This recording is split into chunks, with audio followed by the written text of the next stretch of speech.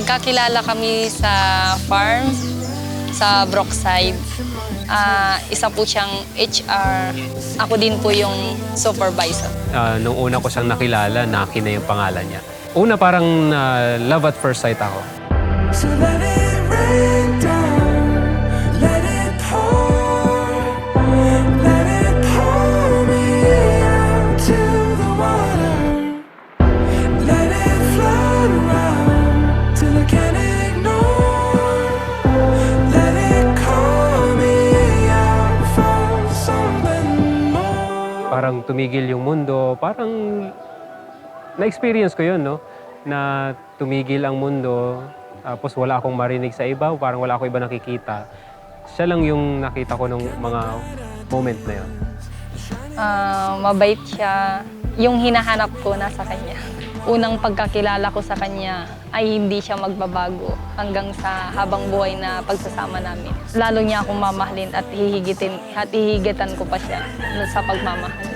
Muli, Sir Jemuel, dinadagdag mo ba si Ma'am Lady Diana upang maging kabiyak ng iyong puso? Mamahalin mo, paninilbihan mo, habang ikaw ay nabubuhay.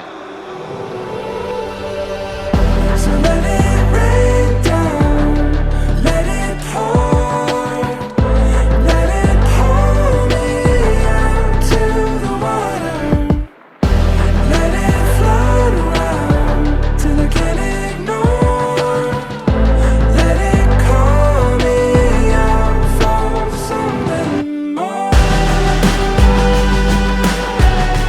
For something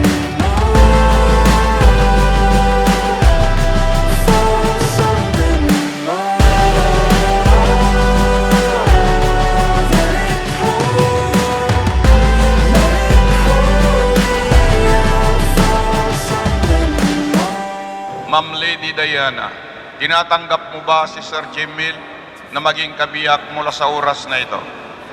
Kung ganon, alalahanin mo mula sa oras na ito na siya na lamang ang pinakatatangi sa iyong buhay.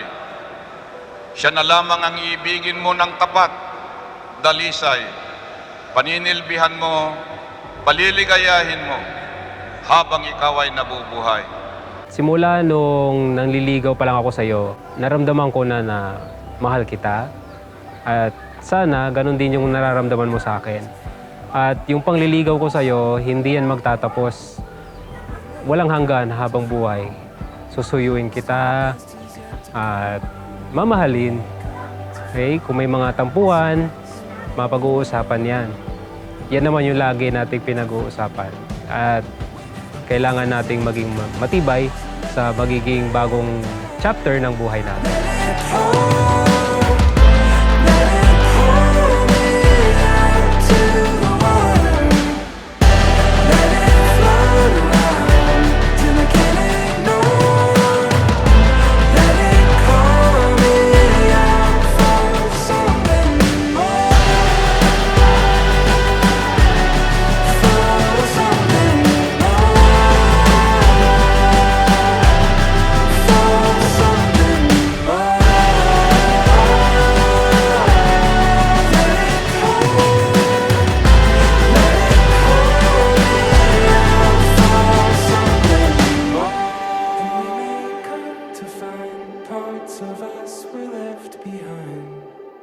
Still the best is yet to come.